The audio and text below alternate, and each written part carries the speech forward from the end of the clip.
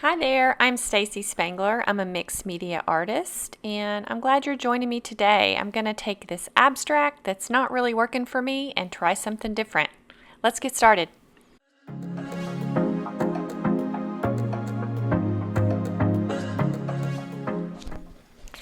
So I'm starting with, this is a 20 by 20 canvas, and I was working on this abstract piece and it was just not working for me. So I was sitting out on my porch yesterday and watching all the beautiful butterflies right now. Fall is such a great time to see the butterflies, and I have a butterfly bush, and so I was, just kind of struck me. I was like, you know what, I'm going to turn that abstract painting into a butterfly, and so thought I'd let you join me on this process.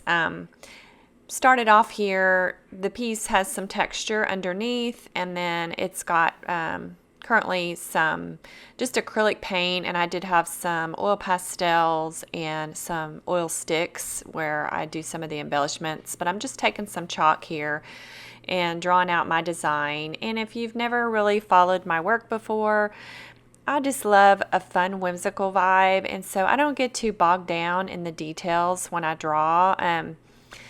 I just kind of keep it light and fun, and so here's what I'm doing with my butterfly. I've done a lot of butterflies in the past and been more detailed in my designs and stuff, but I just thought since I already had this great base and I kind of see these little circles here, they just reminded me of butterfly wings, and so I just kind of decided to work around some of the designs that were already there. So I kind of see how I start out. That's just a chalk pastel, so that will wipe off. And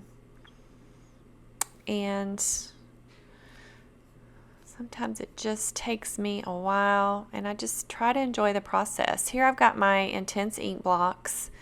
Then I'm going to come in next and put in some darker colors. A little hard time getting them open here, but I'm going to stick with this color palette. I had just a variety of blues here, and so I'm just coming in with some darker blues and adding some shadows in and some darker values in some of the areas for the wings, just to give it a little bit more interest and a little more contrast.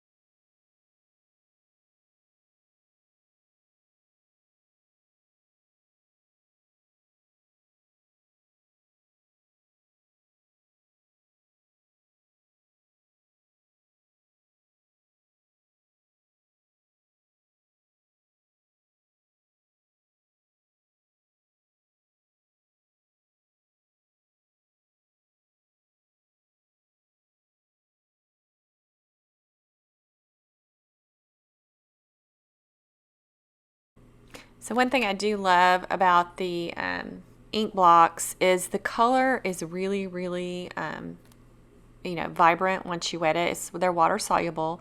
So you can just use a brush and just kind of work them just like you do with paint. But I love that the intensity of the color, stays really nice. And you can see by the color palette there, out to the right, that there's a lot of great colors. They are a little bit more expensive, but it is a product that I use a lot in my mixed media art and also in my art journaling.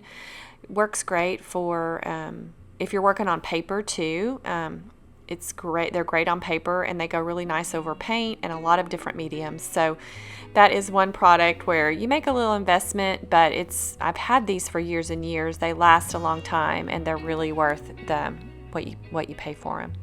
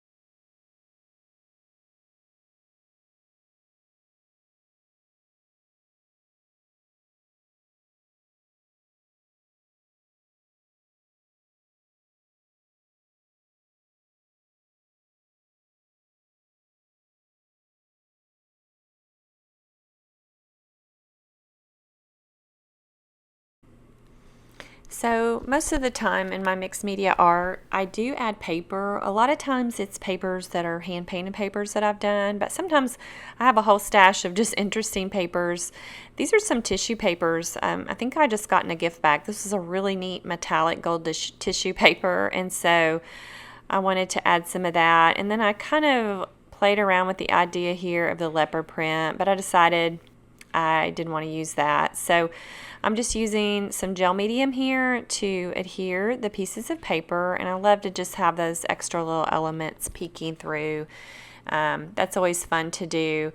Even sometimes I'll do a lot more papers than I do in this piece, and a lot of them may get covered up, but it's fun to use all kinds of prints and words, and things with texture even are fun to just kind of have hidden beneath the lower layer, so it just gives a little bit more interest.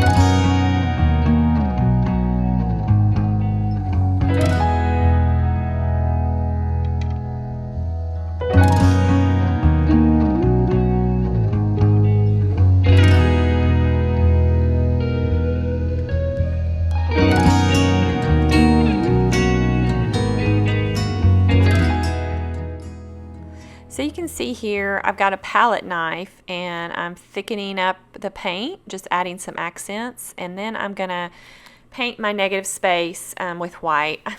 I use the white background a lot. It's just, I love using bright colors, and so then that contrast of the white background to me just makes the colors pop.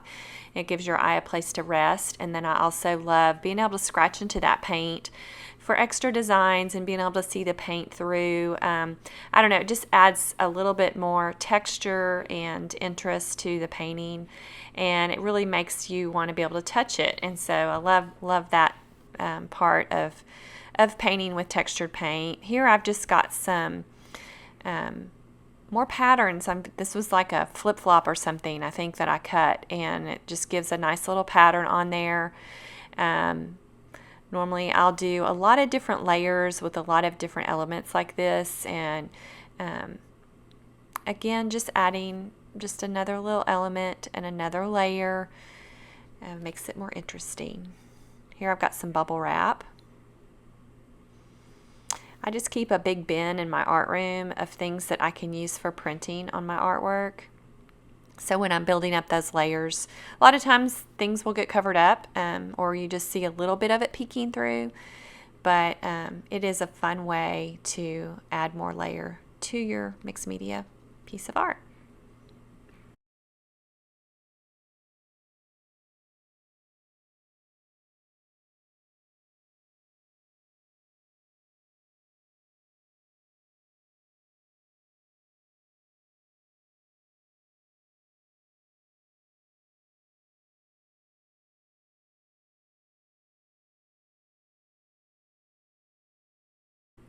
And then in the last stages of this piece, I came back with more oil pastels.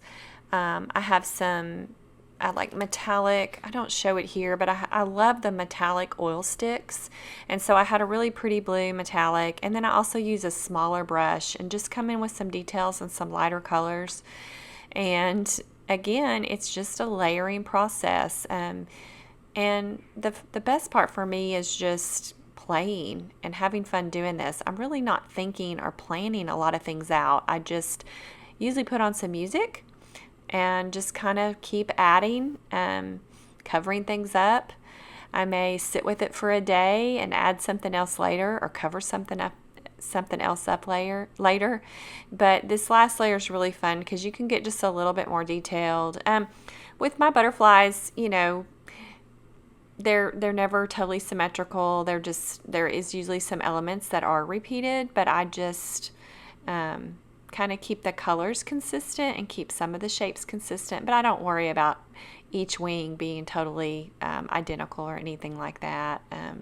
It is an abstract piece, so that makes the creative process really fun for me, that I can just kind of keep playing with this and playing with my different colors with the same color palette but different values and more details. You can even come in with some Posca pens, add those things. And then I always put some paint around the edges to top it off. With this one, I come back with some gold paint and some gold oil pastels. And you can see the finished product.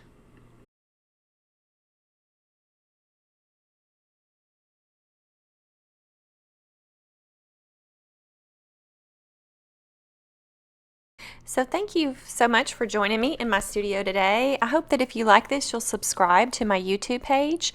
And if you want to get more content that helps you in your journey as an artist, sign up for my newsletter. You can find the links and also my supply notes in the comments. I'll see you back here again soon. I'm going to try to do these monthly, and thank you for joining me.